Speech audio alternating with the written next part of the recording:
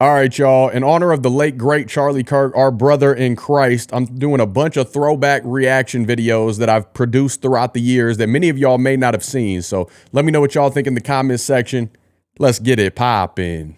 Autodidact. Do you know what that word means?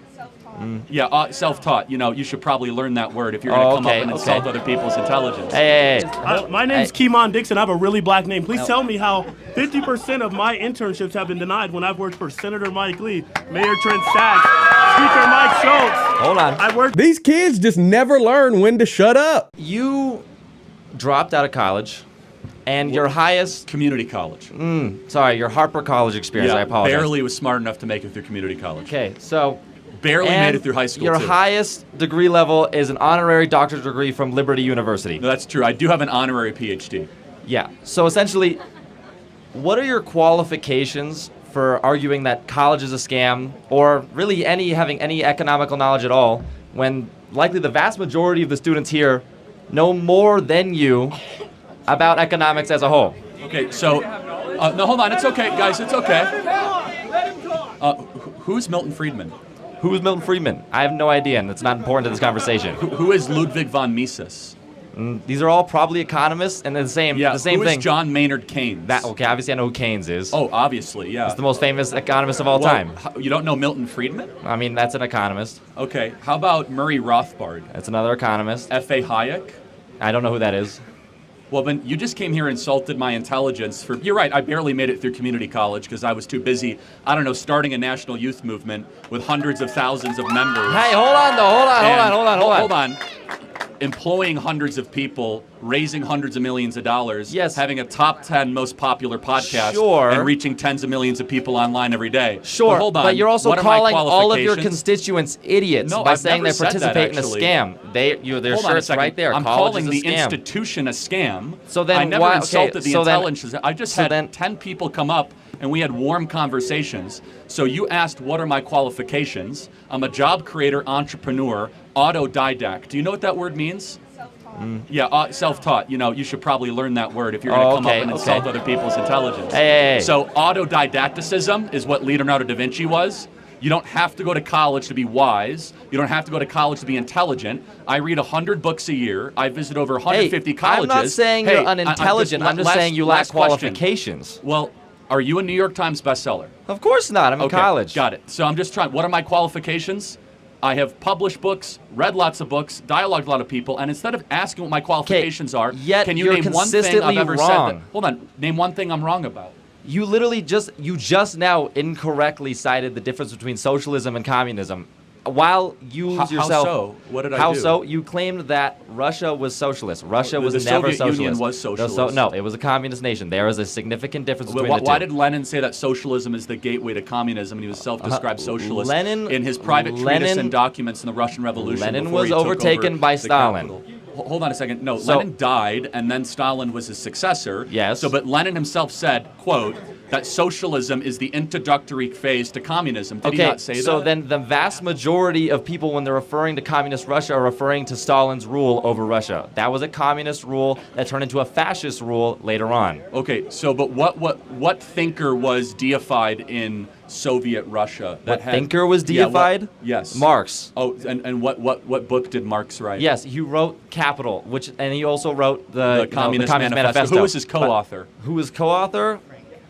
Yeah, Engels. Good. I'm glad college is really paying off for you. Hey. But it's okay. It's fine. He comes up here and insults my intelligence. What are your qualifications? Doesn't even know the co-author of the Communist Manifesto or Das Kapital. But no, let me just... Does my lack of knowledge on that mean that I have no knowledge? Again, is that the same thing? You came up here and insulted me. And you came up here guns a-blazing, man. And let me just ask, again, what did I say that was wrong? I said that under the generally agreed upon definition of communism and socialism, which are interchangeable terms, one is a more harsh degree of the other, is that the elimination of the family, the elimination of private property, and the deprivation of basic human rights such as right to speech, right to assembly, and right to worship. How is that not a good definition of communism or socialism? That explains fascism better.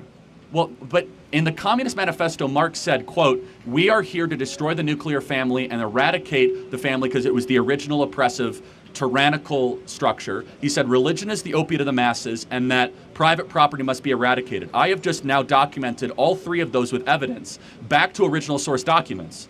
And then in practice, Russia did all those three things when they were the Soviet Union. So where am I wrong? But then at the same time, if you claim that those are all negative things, then why do you practice certain things in the doctrines that you just stated? Well, I'm not trying to take people's stuff away. I want people to have bigger families, and I want churches to remain open.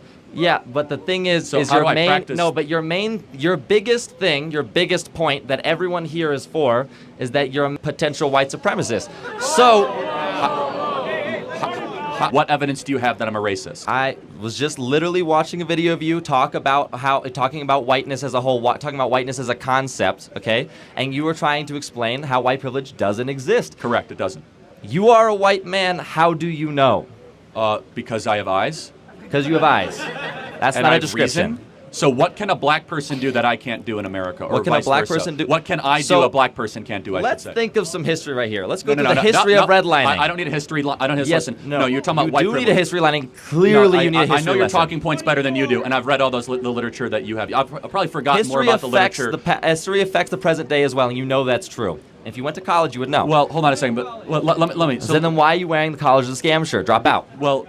Well, because you could. It's because you don't believe your own beliefs, and that's what I'm saying. Well, you can admit something's a scam and still get through it. That's why he's wearing it. Okay. Why? You could feel like you're getting ripped off by an airline and still want to get to New York. That's not what we're talking about anymore. Like you're like, I'm getting ripped off by a $1,000 ticket, but you still get on the airplane. Like it doesn't make you a hypocrite. It means that the people are ripping you off, and a lot of you are getting ripped off. But no. So as far as white privilege, just without the history lesson of Jim Crow, segregation, imperialism, colonialism, slavery, all the stuff that I know that you're going to say. But just concretely, in America today, what can a white person do that a black person can't do? Black applicants to jobs are 50% less likely to get jobs if they have a black-sounding name. That's not even close to being true. That's not even close to being true. That is a literal... in fact, it's the opposite. I'm not going to argue your lived experience. I'm not going to... No. See, now you have to listen to him under your rules because a black person is going to say you're wrong. I am. He can say I'm wrong. I know. Come on up to the mic. I know. I read your. My name's Kimon Dixon. I have a really black name. Please tell me how 50% of my internships have been denied when I've worked for Senator Mike Lee, Mayor Trent Sachs, Speaker Mike Schultz. Hold on. I worked for Congressman Burgess Owens. I've actually worked on his campaign. I've worked on the campaigns of John Huntsman Jr. Please tell me how my black experience and my black name has not given me shit. Go ahead. So, land sakes, if that's not gooder than chicken, then I don't know what is. And listen, I know I'm not that smart, which is exactly why I would never challenge someone like Charlie Kirk on anything but maybe theology. But even then, we're both Christians, so there's no point in that either. Honestly, though, this will probably be the easiest commentary I'll ever do in the entire history of my channel, because that arrogant jerk-wagging kid stepped up to the mic already behind the 8 ball. He had a false premise that somehow the college student label gives you the ability to argue from a position of authority. No. You can't judge someone's knowledge by how many degrees they do or don't have. Just like you can't conclude a person's position in a debate is wrong unless you can actually prove where they're wrong. That boy literally got up there and claimed Charlie knows less than him and his peers about economics, yet when Captain Kirk proceeded to educate and break them down one by one, the smart student didn't know who Friedman, Hayek, von Mises, or any of the most prominent economists to ever live are. But we're supposed to believe that college isn't a scam? Come on now. Hold up. Wait a minute. Something ain't right. I sure hope he kept the receipt for tuition, because if this is the result of what these overpriced daycare centers are putting out, then you need a full refund from that university. But hey, lefties are going to do what lefties are going to do. We see it time and time again. They insult first, then when the discussion isn't going their way, just cry racism. Oh, but what white privilege? But black people are 50% less likely to... Wait, hold on to that virtue signaling thought for a second. In stepped a black man to school the wannabe social justice warrior on the fact that no American, regardless of melanin content, is an oppressed victim. God bless him. I believe Kimon Dixon was his name. After he stepped in, that was all she wrote from there. And hopefully that butt whooping that he and Charlie Kirk gave that young man is taken as a lesson in humility that he actually applies moving forward, because they clearly aren't teaching that in college. Keep praying that Gen Z at some point in our lifetime, y'all, Please keep praying that they wake up out of this wokeness, or else they are doomed. Seriously, they are doomed. But I'll end my little rant there. I'd love to hear your thoughts on all of this. Drop a comment below and let's keep the conversation rolling.